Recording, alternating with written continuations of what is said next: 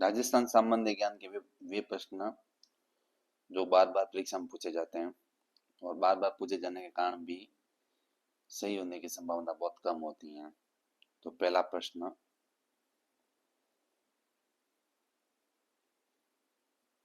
नाथ द्वारा का मूल नाम था? ए बेदला, बी बंदेड़ा, सी खानौर, डी सिहाड़।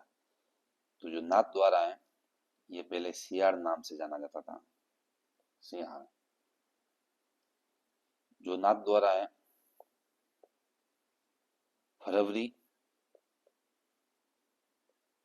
1672 में मेवाड़ के महाराणा राज सिंह, महाराणा राज सिंह के समय बनास नदी पर, ये ध्यान रखें आप, ये इंपॉर्टेंट है, बनास नदी पर श्रीनाथ जी की मूर्ति स्थापित की गई थी। श्री नाथ जी की मूर्ति स्थापित की गई थी। श्रीनाथ जी की मूर्ति स्थापित की गई थी और श्रीनाथ जी के कारण ही जो ये सियाड़ गांव है ये नाथ द्वारा कहलाया। काफी इंपॉर्टेंट प्रश्न। महाराणा राज सिंह के समय फरवरी 1672 बनास नदी के किनारे श्रीनाथ जी की मूर्ति स्थापित की गई, ये सियाड़ गांव में, इसलिए श्रीनाथ जी कहानी सियाड़ गांव नाथ द्वारा कहलाया।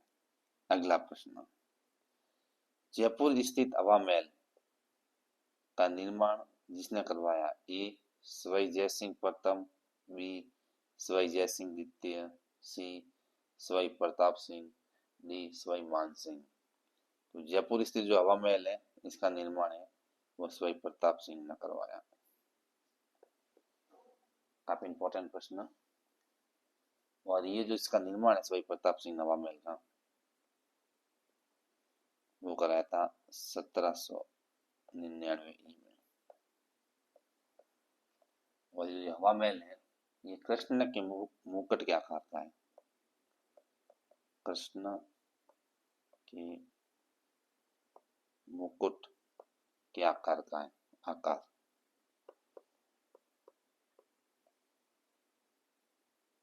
और इसका जो वास्तुकार था, हवा महल का वास्तुकार, वो था लालचंद। इनकी देख रेख में हवा महल का निर्माण हुआ था। और वेरी इंपॉर्टेंट है, ये बिना नींव का बना हुआ है, बिना नींव का। 953 खिड़कियां इसमें, 953 खिड़कियां हैं, वेरी इंपॉर्टेंट हवा महल में।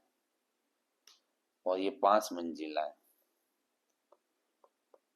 5 मंजिला,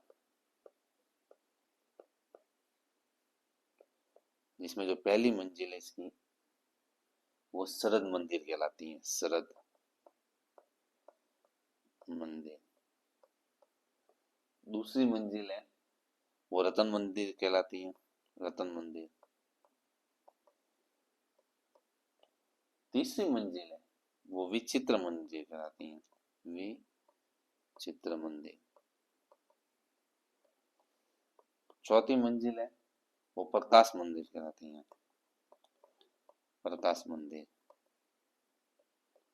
और 5वीं जो मंजिल है वो हवा मंदिर है। तो ये था हवा महल के बारे में वेरी इंपॉर्टेंट फैक्ट। और एक और इंपॉर्टेंट फैक्ट इसके बारे में, 1983 से इसे म्यूजियम का दर्जा दिया गया, म्यूजियम। अगला प्रश्न, हुंजा नामक जो घोड़ा है वो किसका था? ए मेवाड़ के महाराणा प्रताप, बी बूंदी के उमेश सिंह, सी आमेर के मान सिंह, डी मारवाड़ के मालदेव। तो ये हुंजा घोड़ा ये भी काफी बार प्रश्न पूछा जा चुका है, ये बूंदी के उमेश सिंह का था, बूंदी के उमेश सिंह। जो बूंदी राज्य है उस समय का, ये एकमात्र ऐसा राज्य है जहाँ मराठों का सर्वप्रथम प्रवेश हुआ था। मराठे जब राजस्थान में आए थे वो सर्वप्रथम बूंदी में आए थे मराठा।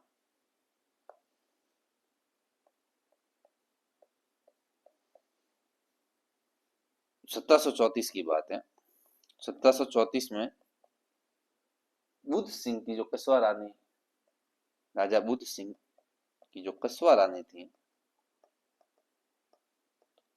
रानी आनंद कौरी, आनंद कौरी, इन्होंने अपने बेटे उमेश सिंह, ये आनंद कौरी के बेटे थे उमेश सिंह, ये उमेश सिंह के पक्ष में मराठा सरदार होलकर और राणो जी को आमंत्रित किया था। उमेश सिंह को ही एक राजा ने, कोई दूसरा राजा था, उन्होंने ये जो हुंजा घोड़ा ये भेंट किया था। अगला प्रश्न वेरी इंपॉर्टेंट, मारवाड़ के निष्कासन के बाद दुर्गादास को मेवाड़ राज्य में क्या पद दिया गया? काफी बार प्रश्न पूछा जा चुका है। ए सेनापति, बी हाकिम, सी प्रधान, डी मनसबदार। तो जो ये दुर्गादास है, इनको मारवाड़ से निष्कासन के बाद जब ये मेवाड़ चले गए तो वहां इनको हाकिम का पद दिया गया था, हाकिम दुर्गादास। दुर्गादास ये जो मारवाड़ के राजा अजीत सिंह,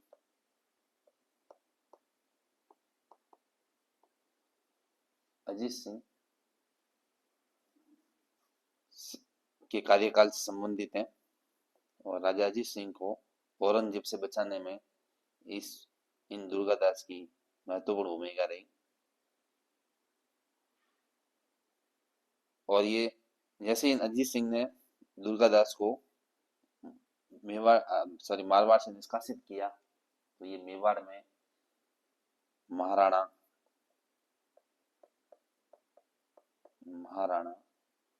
अमर सिंह द्वितीय की सेवा में चले गए। अमर सिंह द्वितीय ये भी इंपॉर्टेंट है, ध्यान रखें। मेवाड़ के महाराणा अमर सिंह द्वितीय की सेवा में चले गए और वहां इनको अमर सिंह द्वितीय ने रामपुरा, इंपॉर्टेंट, रामपुरा का हाकिम नियुक्त किया था, ध्यान रखें, रामपुरा का हाकिम नियुक्त किया था और विजयपुर की जागीर दी थी, विजयपुर की जागीर प्रदान की और रामपुरा का हाकिम नियुक्त किया। ये जो वीर दुर्गादास राठौड़ है, ये मारवाड़ का चाणक्य भी कहलाता है, मारवाड़ का चाणक्य, मारवाड़ का चाणक्य। इनको मारवाड़ का अणबिंदिया मोती भी कहा जाता है, अणबिंदिया मोती, मारवाड़ का अणबिंदिया मोती, मोती अणबिंदिया मोती भी कहा जाता है वीर दुर्गादास को।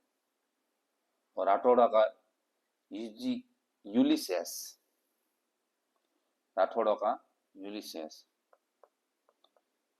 राठौड़ों का यूलिसेस भी कहा जाता है वीर दुर्गादास को। Very important. इनकी जो मृत्यु है वो 1718 में सिपरा नदी के तट पे उज्जैन में हुई थी, ध्यान रखें, मृत्यु उज्जैन, वेरी इंपॉर्टेंट। मृत्यु हुई थी वो 1718 में उज्जैन में हुई थी और वहीं इनका स्मारक बना हुआ उज्जैन में। तो ये था दुर्गादास से संबंधित इंपॉर्टेंट फैक्ट। अगला प्रश्न, संघार सवरी के संबंध में निम्न में से कौन सा कथन सत्य है? ये उपासना स्थल है जिसे बंडन ने 1489 में बनवाया था, ये बिल्कुल गलत है। बी, यह एक धर्मनिरपेक्ष स्मारक है जिसे राणा कुंभा ने 1448 में बनाया, ये भी बिल्कुल गलत है। ये एक मंदिर है जिसे विमल जैन ने 1402 में देलवाड़ा में बनाया, ये भी बिल्कुल गलत है। ये एक धार्मिक स्थल है जिसे भंडारी वेलका ने 1448 से 1449 में बनाया, ये सही है। ये एक धार्मिक स्थल है, संगार सवरी है, एक धार्मिक स्थल है जिसे वेलका ने इसको बनवाया था, भंडारी वेलका, भंडारी वेलका ने बनवाया था 1448 से 1449 में बनाया था। काफी इंपॉर्टेंट है, इसके बारे में कुछ इंपॉर्टेंट फैक्ट। संगार सवरी, ये संगार सवरी चित्तौड़ में, चित्तौड़ दुर्ग में संगार सवरी। और ये राजपूत व जैन स्थापत्य कला का समन्वय है, ये ध्यान रखें। महाराणा कुंभा की जो पुत्री थी, महाराणा कुंभा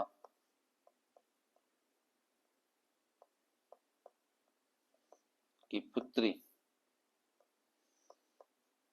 का नाम जो था वो था रमाबाई।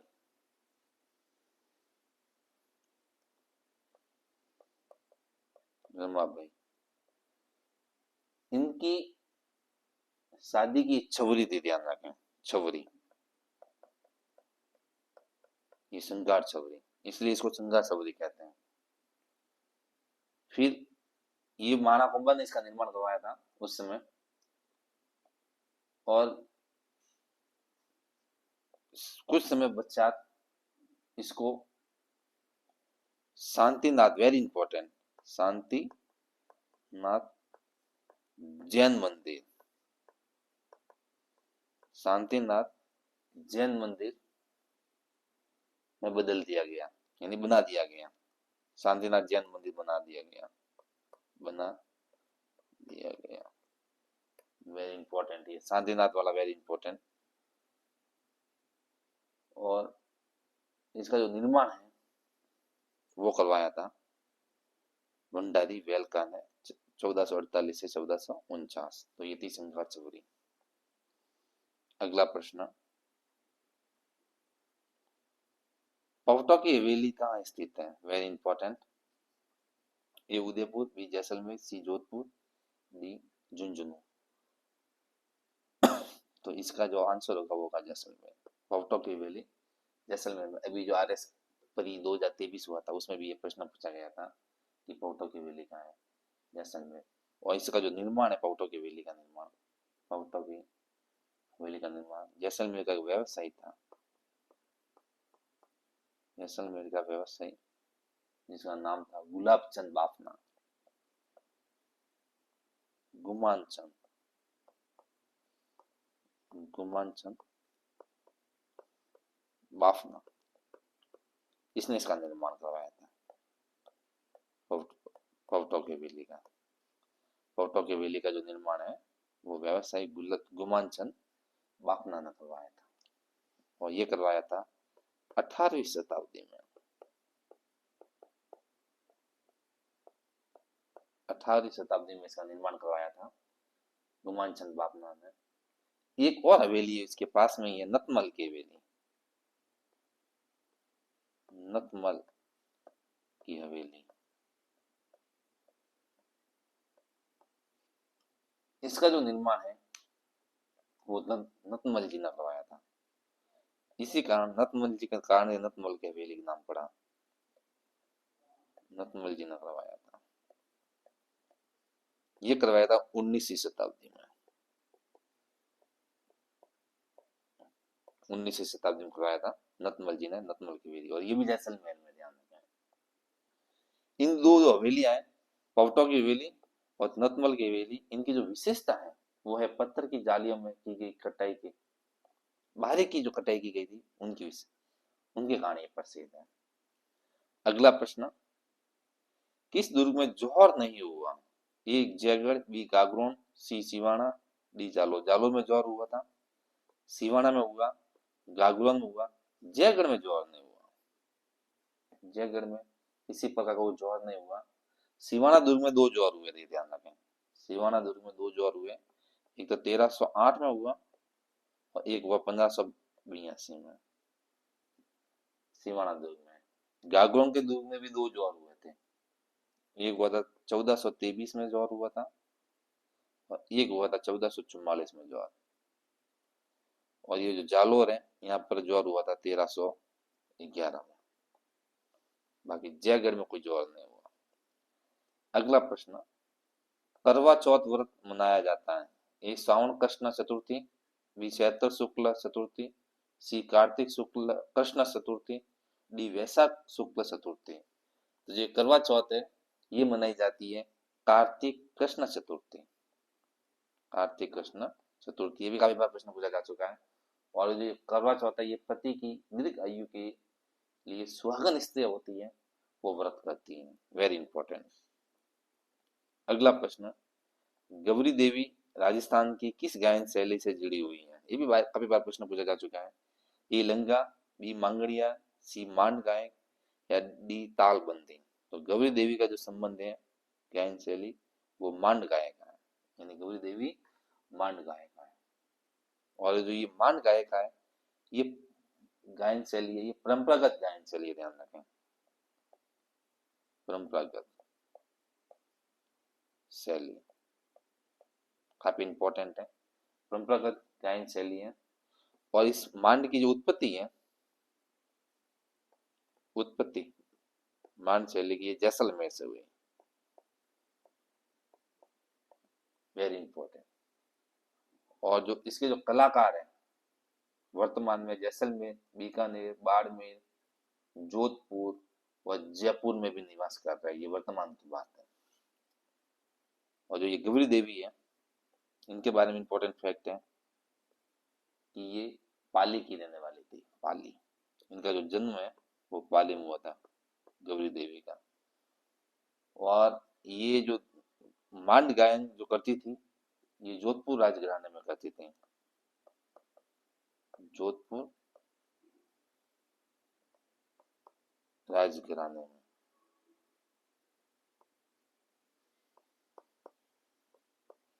ये इंपॉर्टेंट है, राजघराने। और इनका जो विवाह है वो हुआ था मोहनलाल के साथ। इनके जो पति का नाम था वो था मोहनलाल। Very important.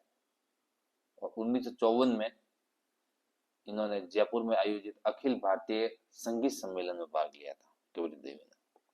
अगला प्रश्न, केसरिया जी का मेला कहाँ पड़ता है। ए दुलेब में, बी झालरापाटन में, सी परबतसर में, डी किराड़ू में। तो केसरिया जी का जो मेला पड़ता है वो दुलेब में पड़ता है। Very important. केसरिया जी इनका जो दूसरा नाम है वो है ऋषभ देव। ऋषभ देव, इनको ऋषभ देव भी कहा जाता है और इनको काला जी भी कहा जाता है, एक और नाम है काला जी। इनका जो प्रतिवर्ष जो मेला लगता है, मेला दूल्हे में, वो लगता है चैत्र कृष्ण अष्टमी को।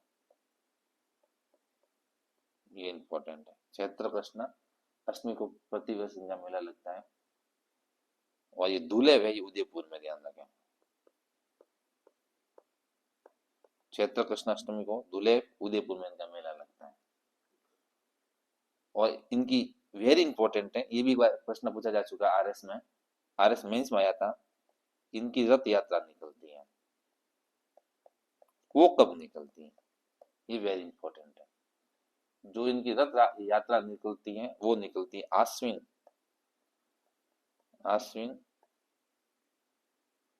कृष्ण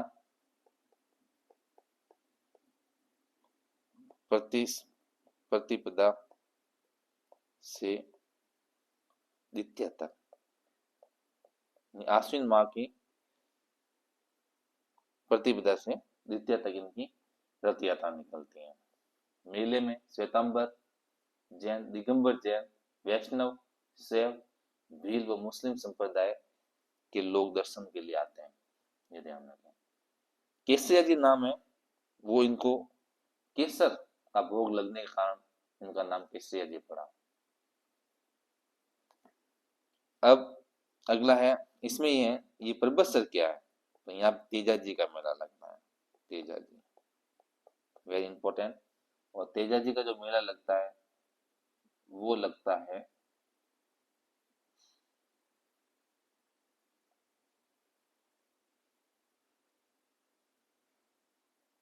हाँ प्रबसन नागौर, यहाँ तेजा जी का मेला लगता है। और ये झालरापाटन झालावाड़, झालापाटन झालावाड़, यहाँ चंद्रभागा पशु मेला लगता है। चंद्रभागा, चंद्रभागा पशु मेला, वेरी इंपॉर्टेंट। अगला प्रश्न, वाद्य यंत्र जो कच्ची घोड़ी में बजाया जाता है, वेरी इंपॉर्टेंट। कच्ची घोड़ी में वाद्य यंत्र कौन सा बजाया जाता है? ए अलगोजा, बी झांझ, सी सोनाई, डी कामयाचा। ये जो झांझ है ये कच्ची घोड़ी में वाद्य यंत्र में बजाया जाता है। कच्ची घोड़ी ये इंपॉर्टेंट है, इसके बारे में देखेंगे हम। ये शेखावटी का प्रसिद्ध है, ये शेखावटी में किया जाता है, शेखावटी क्षेत्र में कच्ची घोड़ी। और ये व्यावसायिक लोक नृत्य, ध्यान रखें, व्यावसायिक लोक नृत्य, व्यावसायिक लोक नृत्य इसको कहा जाता है। और इसमें ये जो कच्ची घोड़ी जो नृत्य करते हैं, कुछ जातियां हैं जिसमें सरगड़ा, कुमार, ढोली तथा पांबी। और विशेषकर जो ये कच्ची घोड़ी नृत्य करते हैं, विशेषकर वो बावरी जाति द्वारा किया जाता है, बावरी जाति, ये इंपॉर्टेंट है। वैसे इसमें सरगड़ा, कुमार, ढोली, भाभी भी करते हैं, मगर जो विशेष होती है वो बावरी जाति। ये प्रश्न पूछा जा चुका है, बावरी जाति द्वारा किया जाता है। और ये विवाह के समय किया जाता है, किया जाने वाला नृत्य है, विवाह। और ये पुरुष प्रधान है, ये भी वेरी इंपॉर्टेंट है, पुरुष प्रधान नृत्य है, वेरी इंपॉर्टेंट। और इसमें एक तो झांझ काम में लिया जाता है, झांझ के अलावा जो वाद्य यंत्र काम में लिया जाता है वो एक ढोलक है, झांझ के साथ साथ ढोलक, बांकिया, ढोलक, बांकिया, डेरू और झांझ, ये चार वाद्य यंत्र काम में लिए जाते हैं कच्ची घोड़ी में। झांझ, ढोलक, बांकिया और डेरू, वेरी इंपॉर्टेंट। और ये जो वर्तमान में है ये कुचामन, परबतसर और डीडवाना क्षेत्र में किया जा रहा है वर्तमान में, शेखावटी क्षेत्र के अलावा। ये जो शेखावटी क्षेत्र है इसके अलावा जो ये नृत्य किया जा रहा है, ये किया जा रहा है एक तो कुचामन, परबतसर और डीडवाना, यहाँ पर भी वर्तमान में किया जा रहा है कच्ची घोड़ी नृत्य, वेरी इंपॉर्टेंट। अगला प्रश्न, नाता क्या है? ये भी प्रश्न पूछा जा चुका है, आरएस मेंस में भी आया हुआ है और प्री में भी आया हुआ है। ये रिश्तों का एक नाम, बी मृत्यु भोज का दूसरा नाम, सी परिवार बुर्ज व्यक्ति, डी घोड़ों की प्रशिक्षक। तो ये नाता है, ये एक रिश्ते का नाम है, ये ध्यान रखें। और ये जो है ये पुनः विवाह से संबंधित है, नाता पुनः विवाह। इसमें पत्नी अपने पूर्व पति को छोड़कर दूसरे पुरुष को परंपरा सहमति के आधार पर अपना पति मान लेती हैं। और ये अधिकांश ग्रामीण क्षेत्रों में पाया जाता है नाता, और ये सर्वाधिक जो है आदिवासियों में पाया जाता है, आदिवासी, आदिवासियों में पाया जाता है, वेरी इंपॉर्टेंट। अगला प्रश्न, निम्नलिखित में से कौन सी प्रथा विवाह से संबंधित है? ए जुड़ला, बी जलवा पूजन, सी मुठ भराई, डी मौत्सव। तो ये मुठ भराई है, ये विवाह से संबंधित है। ये मुठ भराई होती क्या है? तो ये होती है बारातियों के बीच बैठकर वर के सामने थाली में जो रुपए रखे जाते हैं, वो वर होता है उसके मुट्ठी में सगुन के रूप में पैसे दिए जाते हैं, उसको मुठ भराई कहते हैं। जो सगुन है वो हाथ की मुट्ठी में दिए जाते हैं पैसे, वही मुठ भराई है। अगला प्रश्न, लाचा गुजरी की गाय छोरी हो जाने पर किस लोक देवता ने उसकी सहायता की थी? ये भी इंपॉर्टेंट प्रश्न है। बाबा रामदेव, बी पाबूजी, सी गोगाजी, डी तेजाजी। तो लाचा गुजरी की जो गाय है उनको बिचाया था तेजाजी ने, ये ध्यान रखना।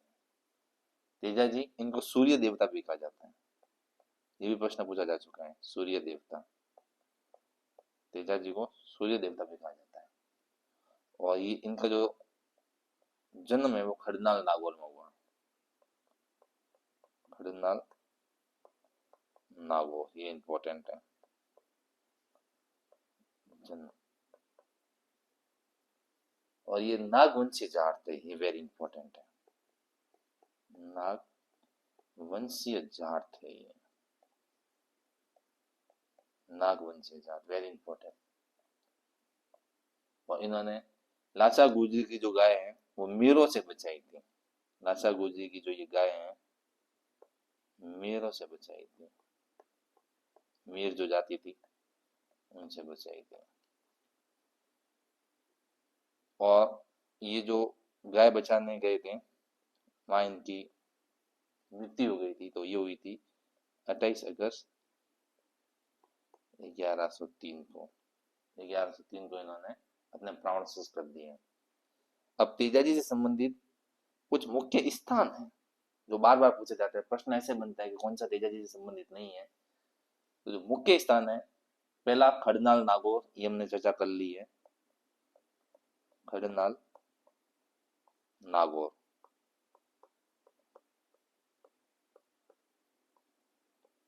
इसके अलावा जो मुख्य स्थान है वो अजमेर में भी है, क्योंकि इनका अजमेर जिला है वो मुख्य है। अजमेर का एक तो सुरसुरा है, सुरसुरा, ये स्थान तेजाजी से संबंधित है। एक ब्यावर है, ब्यावर, सेंद्रिया, ये भी अजमेर का से संबंधित है, सेंद्रिया। और बावरा, बावरा, ये भी अजमेर से संबंधित है। परबतसर नागौर, ये इंपॉर्टेंट है, ये भी तेजाजी से संबंधित है। परबतसर नागौर, खड़नाल नागौर के अलावा परबतसर नागौर, या इनका भाद्र शुक्ल दशमी तेजा दशमी को मेला पड़ता है, ये ध्यान रखें, इसलिए ये प्रसिद्ध है परबतसर नागौर। भाद्र शुक्ल, भाद्रपद शुक्ल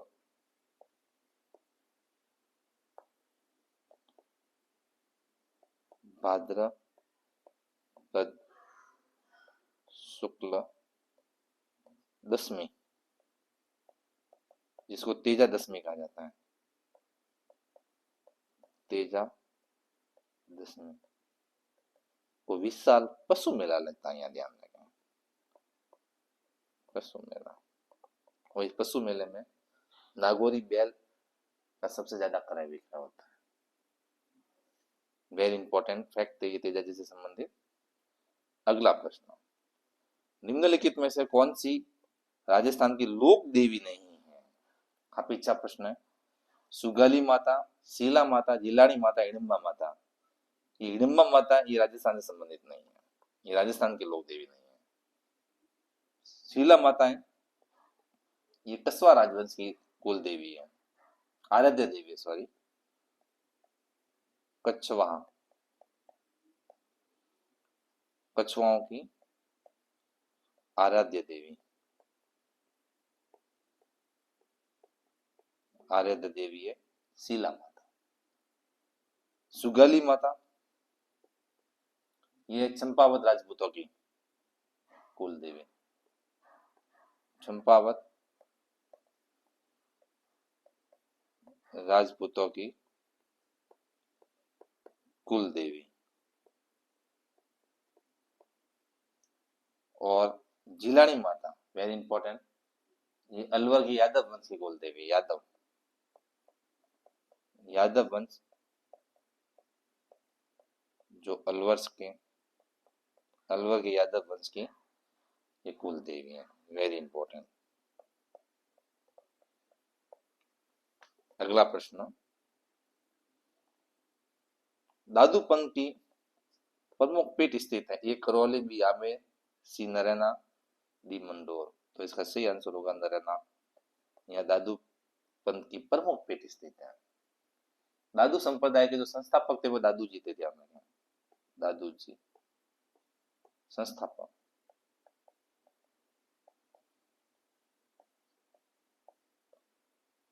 इनको राजस्थान का कबीर भी कहा जाता है। राजस्थान का कबीर, ये भी प्रश्न काफी बार पूछा जा चुका है। राजस्थान का कबीर किसे कहा जाता था? दादू जी को। इनका जो जन्म है वो अहमदाबाद में हुआ था। अहमदाबाद,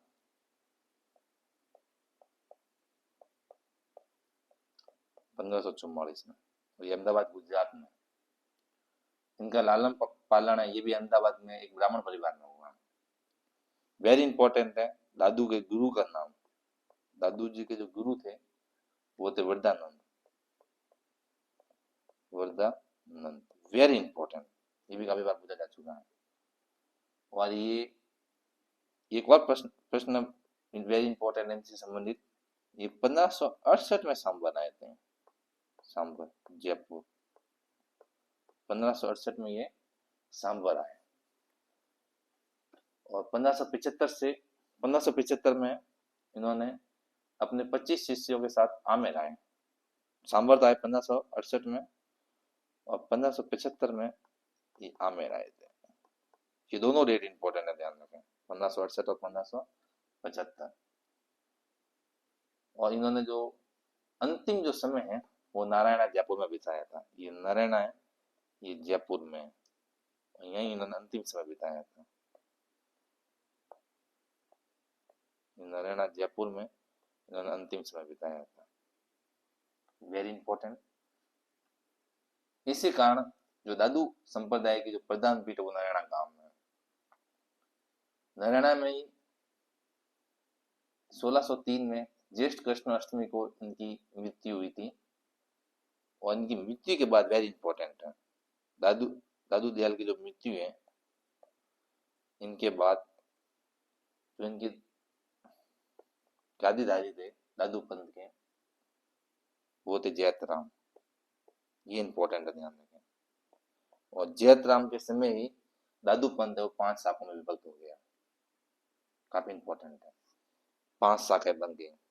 दादू जी की मृत्यु, उसके बाद जैतराम बने गादीधारी, और उनके समय में दादू पंथ है वो 5 शाखाओं में विभक्त हो गया। 5 शाखा।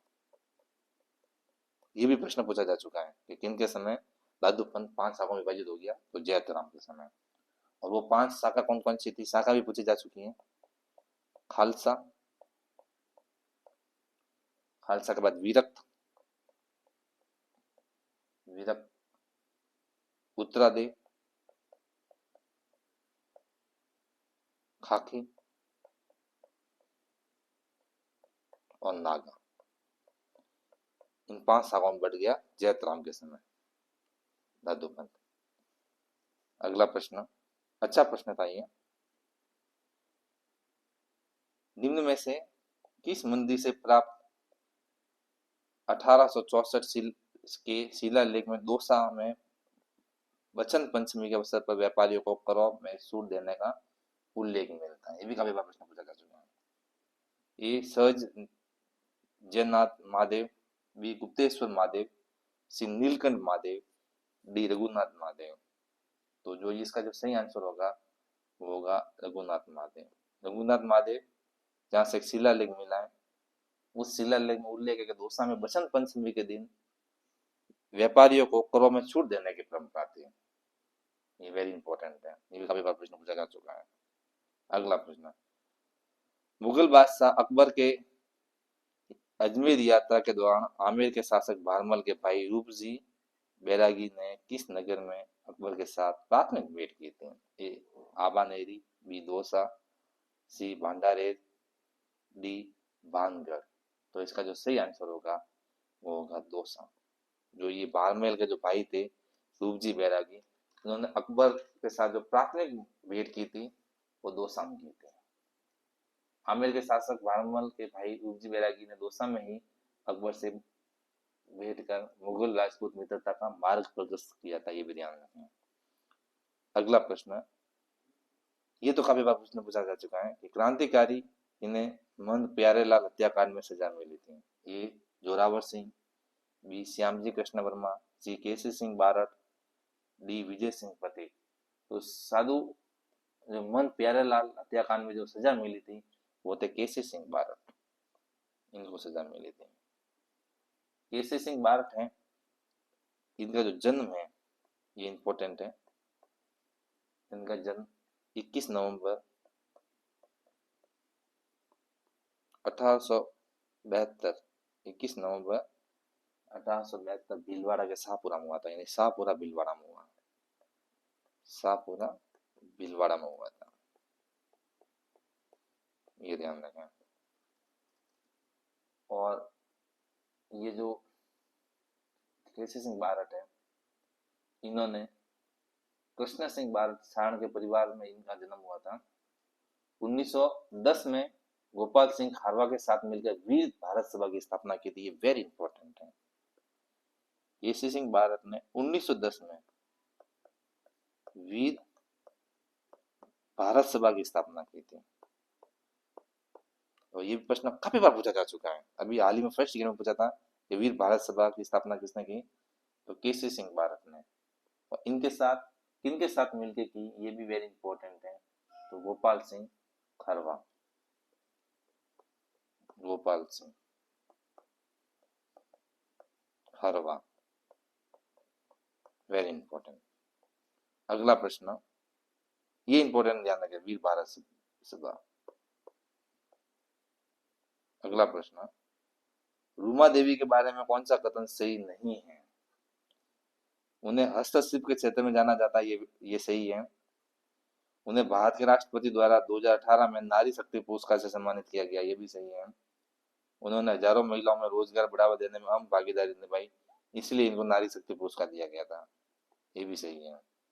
ये जैसापुर खेजड़ी गांव में पली बड़ी, ये गलत है, जी नहीं, जैसापुर नहीं, ये बाड़मेर में पड़ी बड़ी,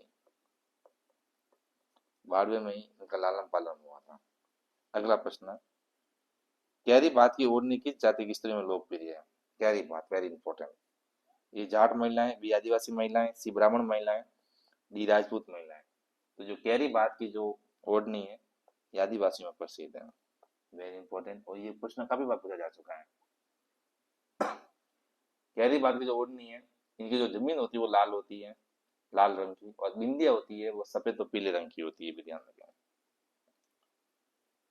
अगला प्रश्न, कौन सा आभूषण सुमिलित नहीं है? मुंदरी अंगुली में पहना जाता है, सही है। टड्डा ये बाजू में पहना जाता है। नेवरी ये पैर में पहना जाता है। रमजोड़ ये कमर में नहीं पहना जाता, रमजोड़ भी कहाँ पहनी जाती है, पैर में, वेरी इंपॉर्टेंट। अब कुछ आभूषणों की यहाँ जो इंपॉर्टेंट आभूषण है उनकी हम यहाँ चर्चा करेंगे। बाजू का आभूषण, यानी जो हाथ का बाजू होता है, हाथ का बाजू, उनके आभूषण इंपॉर्टेंट नहीं लेंगे जो परीक्षा में आने लायक हो। एक तो टड्डा, वेरी इंपॉर्टेंट। एक नवरत्न, नवरत्न, कातरियो, कातरियो, खांच, खांच के बाद बिजायत,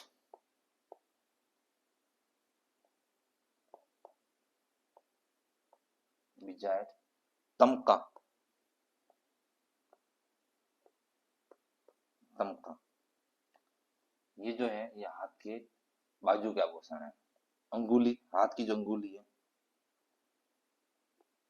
अंगुली का आभूषण, ये भी इंपॉर्टेंट है, इसमें भी इंपॉर्टेंट फैक्ट लेंगे। एक तो मुंदरी, ये इंपॉर्टेंट है, ये काफी बार प्रश्न पूछा जा चुका है। मुंदरी के बाद अंगूठलो, अंगूठलो, ये इंपॉर्टेंट है। अर्सी, ये भी काफी बार पूछा जा चुका है, अर्सी। हथपान, हथपान, ये भी काफी इंपॉर्टेंट है। छल्ला, छल्ले के बाद चाप, पैर के आभूषण, इसमें भी इंपॉर्टेंट। पैर के आभूषण में तो नेवरी, ये पैर में पहनी जाती है, नेवरी। एक रमजोड़, ये तो काफी बार प्रश्न पूछा जा चुका है, रमजोड़। एक शकुंतला, वेरी इंपॉर्टेंट, शकुंतला, ये भी पैरों में पहना जाता है, शकुंतला। और कंडली,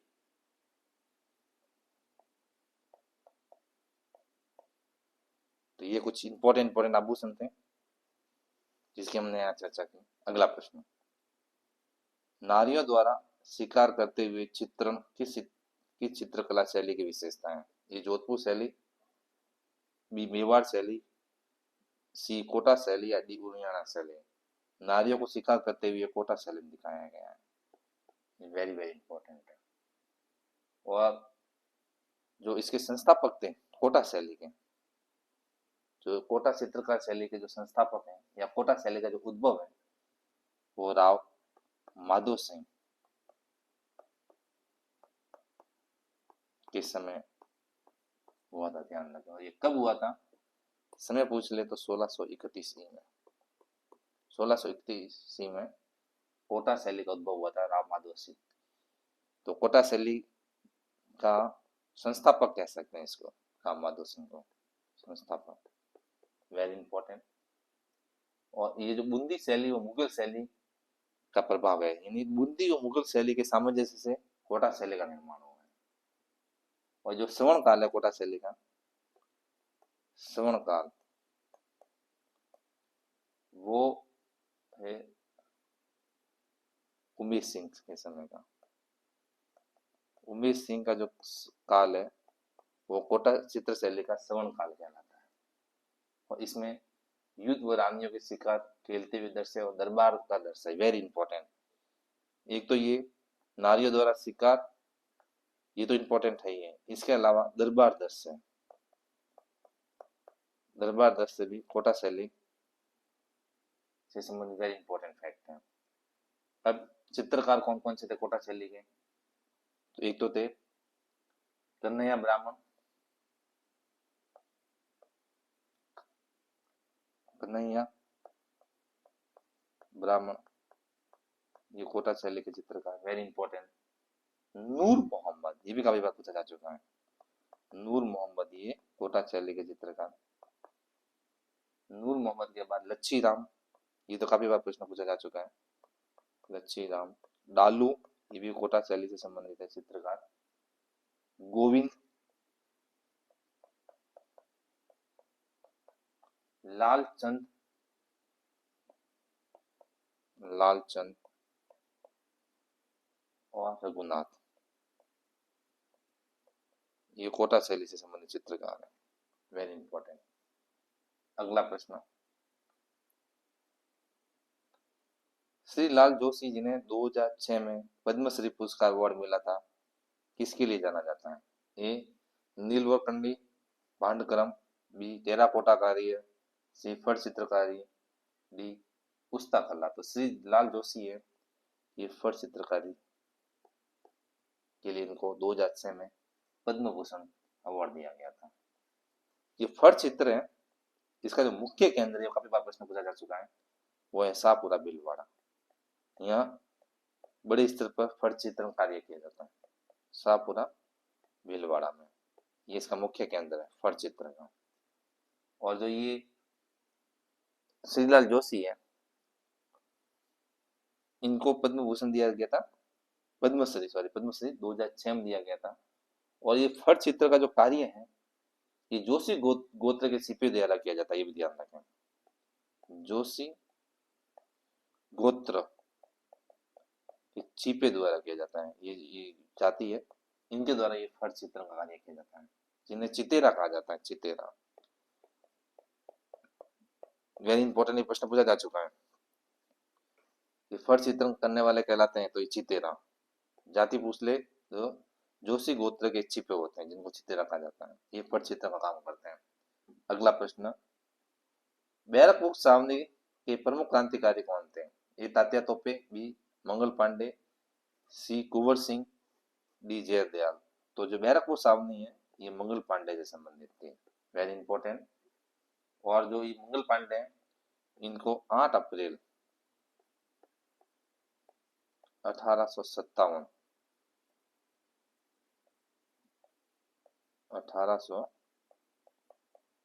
को फांसी दी गई थी, फांसी पर लटकाया गया था। और इनका जो संबंध है मंगल पांडे का वो था 34वीं बंगाल नेटिव, 34वीं बंगाल नेटिव इन्फेंट्री।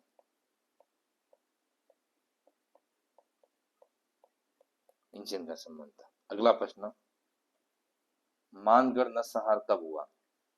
13 अक्टूबर 1913, 17 नवंबर 1913, 21 जनवरी 1914, 23 मार्च 1914।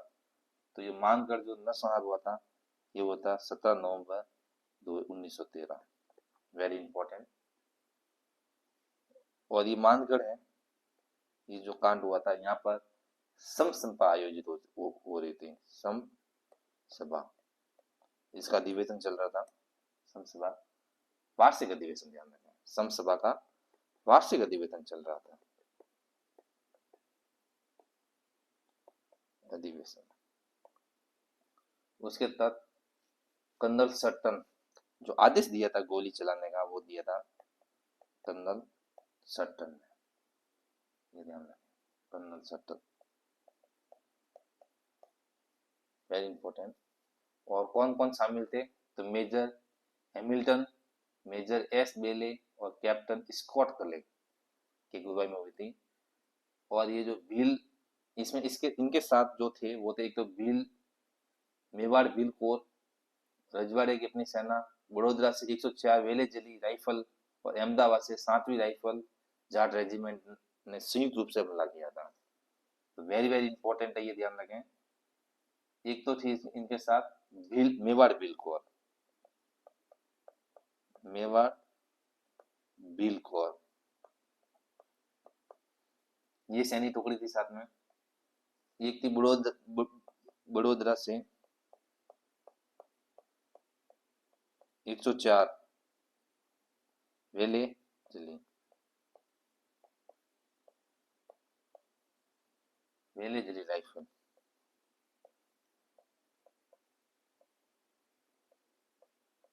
वेरी इंपॉर्टेंट, ये सैन्य टुकड़ी साथ में थी इनके। और एक थी अहमदाबाद से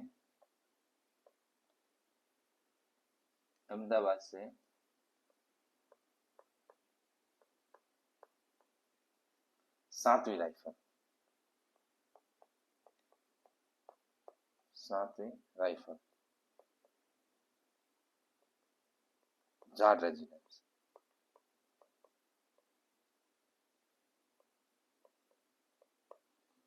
इन मेवाड़ भील कोर, बड़ोदरा से 104 वेले जली राइफल, अहमदाबाद से 7वीं राइफल जाट रेजिमेंट, इन सैन्य टुकड़ियों ने मानगढ़ नरसंहार,